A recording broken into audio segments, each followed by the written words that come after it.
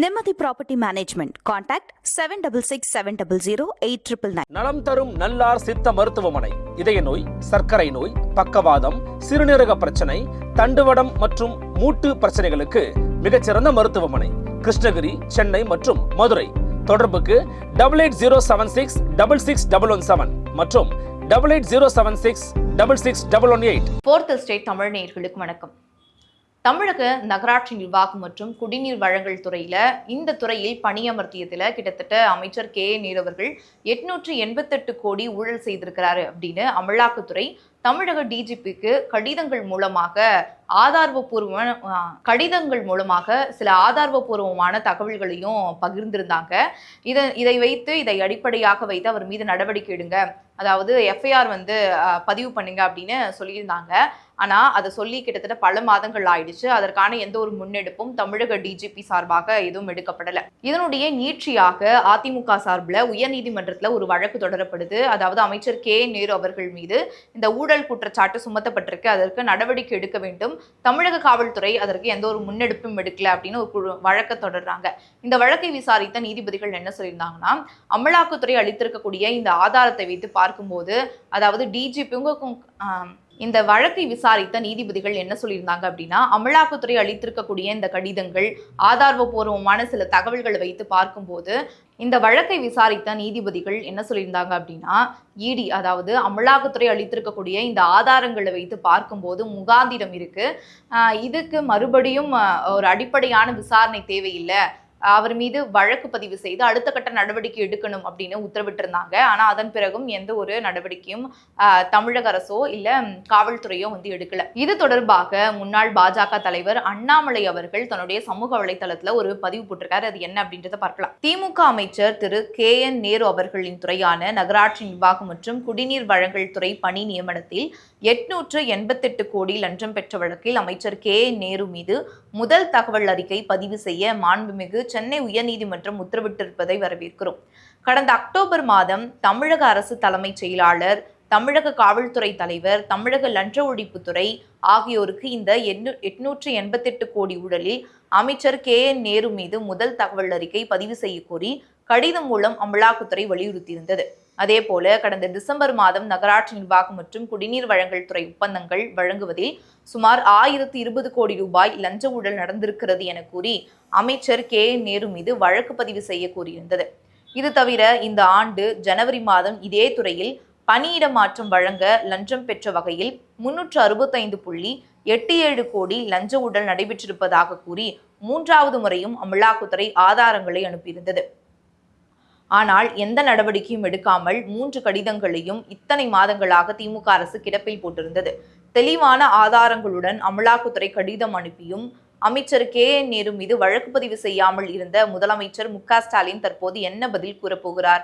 திமுக ஆட்சியில் ஒரு ஆண்டில் ஒரு துறையில் மட்டுமே சுமார் 2300 கோடி ஊழல் நடந்திருக்கிறது என்றால் தமிழகம் என்ன நிலையில் இருக்கிறது? இந்த ஊழல்கள் எல்லாம் முதலமைச்சர் ஸ்டாலின் அவர்களுக்கு தெரியாமல் நடந்தது என்று கூறப்போகிறாரா?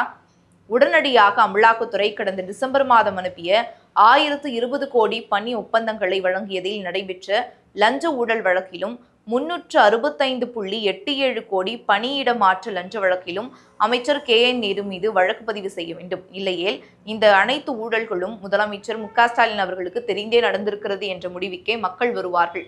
இந்த விவகாரத்துல புதிதாக ஒரு பெயர் அடிபட்டிருக்கு, அருண் ஐபிஎஸ். அருண் ஐபிஎஸ் அவர்கள் சென்னை மாநகராட்சி ஒப்பந்தத்தை தனக்கு தெரிந்தவரான நெருங்கியவரான மனோஜ்குமார் என்பவருக்கு கொடுக்க வேண்டும் என்பதற்காக இடைத்தரகரை அணுகியிருக்கிறார் அப்படின்னு அமலாக்கத்துறை ஆதாரபூர்வமாக சில தகவல்களை கொடுத்திருக்கிறாங்க. அவர் எந்தெந்த தகவல்களை அமலாக்கத்துறை வருண் ஐபிஎஸ் தொடர்பாக என்னென்ன தகவல்களை சொல்லியிருக்காங்க அப்படின்றத பார்க்கலாம். சென்னை மாநகராட்சி ஒப்பந்தத்தை மனோஜ்குமார் என்பவருக்கு பெற்றுக் கொடுக்க இடைத்தரகரை தொடர்பு கொண்டிருக்காரு வருண் ஐபிஎஸ். தூய்மை பணியாளர்களுக்கு சீருடை கொள்முதல் ஒப்பந்தத்தை மனோஜ்குமார் என்பவருக்கு பெற்றுக் கொடுத்திருக்கிறாரு. சென்னை மாநகராட்சி ஒப்பந்தம் முன்கூட்டியே தீர்மானிக்கப்படும் என்பது வருண் ஐபிஎஸ்க்கு தெரிந்திருக்கு. வேண்டிய நபர்களுக்கு ஒப்பந்தத்தை பெற்றுக் கொடுக்க முடியும் என்பதும் வருண் ஐபிஎஸ்க்கு தெரிந்துள்ளது. இடைத்தரகரிடம் தனக்கு உள்ள நெருக்கத்தை பயன்படுத்தி மாநகராட்சி ஒப்பந்தத்தை தனக்கு வேண்டியவருக்கு பெற்றுக் கொடுத்திருக்காரு. 3வது நபரிடம் ரகசிய தகவல்கள் பலவற்றை வருண் ஐபிஎஸ் பகிர்ந்திருக்கிறாரு. மூன்றாவது நபரிடம் வருண் ஐபிஎஸ் சென்சிட்டிவ் அதாவது ரகசிய தகவல்களை பகிர்ந்துள்ளது தொடர்பாக அமலாக்கத்துறை நடவடிக்கை எடுக்கும் அப்படின்னு சொல்லியிருக்காங்க. இந்த தகவல்கள் எல்லாம் வைத்து அமலாக்கத்துறை உள்துறை அமைச்சகத்திடம் வருண் ஐபிஎஸ் நடவடிக்கைகள் குறித்து புகார் அளித்திருப்பதாக சொல்லப்படுது. இந்த வருண் ஐபிஎஸ் அப்படின்ற இந்த பெயர் நமக்கு முன்கூட்டியே அறிந்திருக்கக்கூடிய பெயராகத்தான் இருக்கு. என்னன்னா முன்னாடி நம்ம இந்த பெயரை அறிந்திருப்போம் அப்படின்னா நாம் தமிழர் கட்சியின் ஒருங்கிணைப்பாளர் சீமான் அவர்களை விமர்சித்து வருண் ஐபிஎஸ் அவர்கள் பல பேட்டிகளில் கொடுத்திருக்காரு. அதுல நம்ம பார்த்திருக்க கூடும். இப்போ இந்த ஊழல் விவகாரத்திலையும் இவருடைய பெயர் அடிபட்டிருக்கு அப்படின்றது நமக்கு ஆச்சரியமாக இருக்கு. அமலாக்கத்துறை இது தொடர்பாக என்ன நடவடிக்கை எடுக்கும் அப்படின்றதும் நமக்கு கேள்விக்குறியாக இருக்கு. இது தொடர்பாக அதிமுகவின் அபிஷியல் ஐடி விங் என்ன போட்டிருக்காங்க அப்படின்னா, அம்பலமான தந்தை மகன் கமிஷன் கூட்டணி அமைச்சர் KN நேரு மீதான இடி அனுப்பிய ஊழல் விவகாரங்கள் குறித்து வழக்கு பதிவு கோரி ADMK தொடர்ந்த வழக்கில் வழக்கு பதிய சென்னை உயர்நீதிமன்றம் நேற்று உத்தரவு பிறப்பித்துள்ள நிலையில் 3/12/2025 அன்று இடி தமிழக பொறுப்பு DGPக்கு அனுப்பிய ஆவண தொகுப்பில் பக்கம் 51 டெண்டர்களுக்கான 7.5% முதல் 10% வரையிலான கமிஷன் அதாவது பார்ட்டி ஃபண்ட் கட்சி நிதி என்ற பெயரில் வசூலிக்கப்பட்டுள்ளது பற்றி குறிப்பிட்டுள்ளதாக செய்திகள் வருகின்றன. தனது அமைச்சரை காப்பாற்ற தான் வழக்கு பதியாமல் ஸ்டாலின் அரசு இருந்தது என்று நினைத்தால் தன்னையும் தன் மகனையும் காப்பாற்றத்தான் இத்தனை நாட்கள் வழக்கு பதியாமல் இருந்திருக்கிறார்கள். தியாகி பாலாஜிக்காக வந்த தொட்டுப்பார் சீண்டிப்பார் வீடியோ நேருவுக்கு வராமல் போனதற்கு காரணம் இதுதானா? செந்தில் பாலாஜி வழக்கில் சுத்தி தான் குடும்பம் மாட்டும் என்றால் நேரு வழக்கில் தொட்டாலே முதலில் மாட்டுவது ஸ்டாலினும் அவர் மகனும் தான் போல.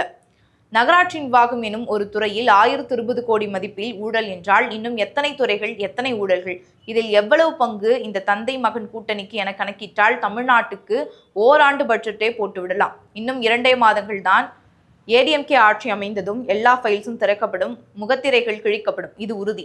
2026 தமிழக சட்டமன்ற தேர்தல் நெருங்குவதற்கு இன்னும் 1 மாதம் தான் இருக்கு.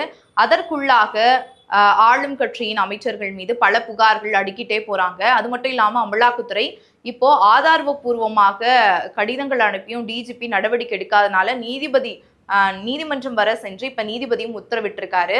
அடுத்ததாக அமலாக்கத்துறை அமைச்சர் KN நேரு அவர்கள் மீதும் இந்த விவகாரத்துல வருண் ஐபிஎஸ் அவர்களுடைய பெயரும் அடிபட்டிருக்கு. அடுத்ததாக என்ன நடக்கும் அப்படின்றத பொறுத்து பார்க்கலாம்.